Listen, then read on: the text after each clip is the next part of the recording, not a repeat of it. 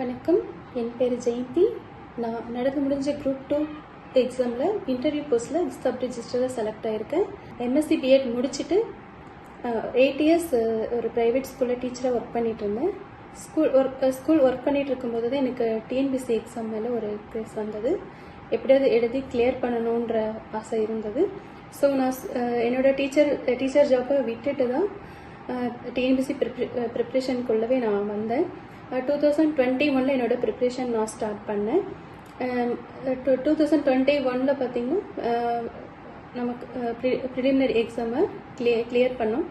First time அப்படிங்கிறதுனால எனக்கு கொஞ்சம் நர்வஸ் இருந்தது. ப்ரிலிம்ஸ்க்கு முன்னாடி இருந்தது. பட் ப்ரிலிம்ஸ் கம்ப்ளீட் பண்ண உடனே எனக்கு ஒரு நம்பிக்கை வந்தது. கண்டிப்பாக நம்மளால் மெயின்ஸும் இதே மாதிரி நல்லபடியாக கிளியர் பண்ண முடியும் அப்படிங்கிறது என்னுடைய தாட் எனக்கு இருந்துகிட்டே இருந்தது. ஸோ May 25 பார்த்தீங்கன்னா எனக்கு எக்ஸாம் நடந்து முடிஞ்சது, ப்ரிலிமினரி எக்ஸாம். May 29 அந்த டைம்லலாம் நான் வெற்றி ஸ்டடி சர்க்கிள் சென்னை பிரான்ச்சில் வந்து ஜாயின் பண்ணிட்டேன்.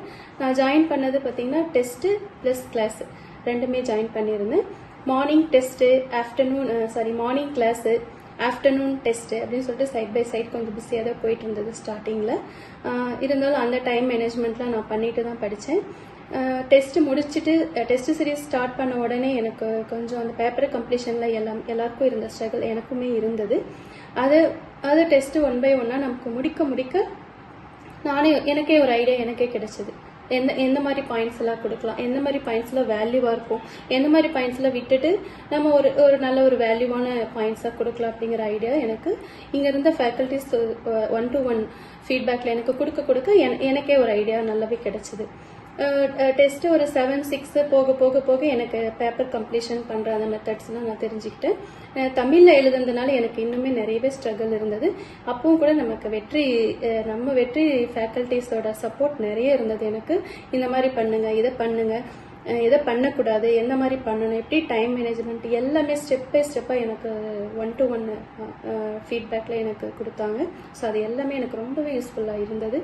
ஸோ மெயின்ஸ் பார்த்தீங்கன்னா நாம் நினச்ச டைமை விட எனக்கு ஒரு 5-6 மந்த் அதிகமாகவே கிடைச்சிது. அந்த டைமில் நிறைய பேர் வந்து ஸ்டடீஸை இது எப்படி நடக்குமா நடக்காதா, இவ்வளோ லேட் ஆகுதே அப்படின்ற அந்த டவுட்டோட நிறைய பேர் கொஞ்சம் வந்து டவுன் ஆனாங்க.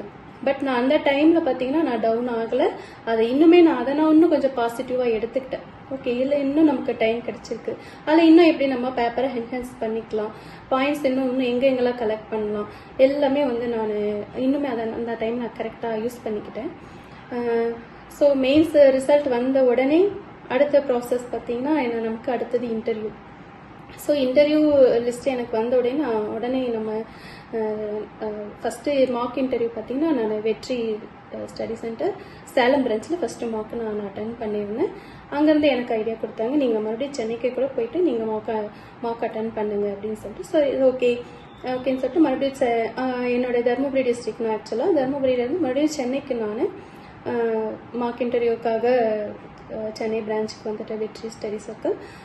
எனக்கு இங்கே ஃப்ரீயாக ஹாஸ்டல் அக்காமடேஷன் கொடுத்து நிறையவே என்னை மோட்டிவேட் பண்ணி இன்டர்வியூலையும் எப்படி வந்து நம்மளே எப்படி ப்ரமோட் பண்ணிக்கிறது, நிறைய மோட்டிவேட் பண்ணுற மாதிரி நிறையவே எனக்கு ஐடியா கொடுத்தாங்க. அது எல்லாமே எனக்கு ரொம்பவே யூஸ்ஃபுல்லாக இருந்தது.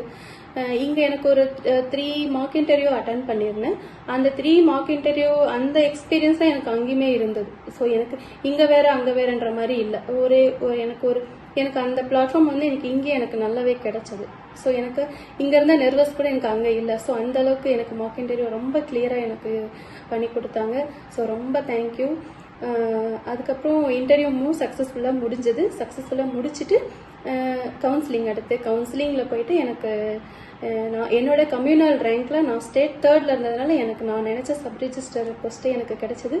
ஸோ ரொம்ப தேங்க்யூ என்னோட ஃபேக்கல்ட்டிஸ்க்கும், எனக்கு சப்போர்ட் பண்ண என்னோட ஃபேமிலி மெம்பர்ஸ். நான் எங்கே நான் போகணும், நான் சென்னை போகணும் அப்படின்னு சொன்னாலும் சரி, சேலம் போகணும்னு சொன்னாலும் சரி, ஒரு எந்த இல்லை பரவாயில்ல வேண்டாங்கிற மாதிரி எதுவும் சொல்லாமல் நான் நினச்ச இடத்துக்கு என்னை கூட்டிகிட்டு போயிட்டு எனக்கு ஃபுல் சப்போர்ட்டாக இருந்தேன். என்னோட ஹஸ்பண்ட்க்கு நான் ஃபஸ்ட்டு ரொம்ப நன்றியை சொல்லிக்கிறேன். நான் வீட்டில் இல்லாதப்போ வீட்டை பார்த்துக்கிட்டாங்க, அம்மா என்னை பார்த்துக்கிட்டாங்க. ஸோ அவங்களுக்கும் ரொம்ப நன்றி. எல்லாருமே எனக்கு ரொம்பவே நல்லா சப்போர்ட் பண்ணாங்க. என்னுடைய ஜேர்னி பார்த்தீங்கன்னா இது ஃபர்ஸ்ட் டைம் நான் குரூப் 2ல அட்டன் பண்ணி ப்ரிலிம்ஸ் கிளியர் பண்ணி மெயின்ஸ் கிளியர் பண்ணி வந்தது எனக்கு பெரிய சந்தோஷம். அதற்கு சப்போர்ட்டிவாக இருந்தது என்னுடைய ஃபேமிலி அண்ட் நம்ம வெற்றி IAS study circle mister Shanmugam sir. ரொம்ப தேங்க்யூ சார். எங்களை இந்த அளவுக்கு நீங்கள் கொண்டு வந்ததுக்கு ரொம்ப நன்றிங்க சார். தேங்க்யூ.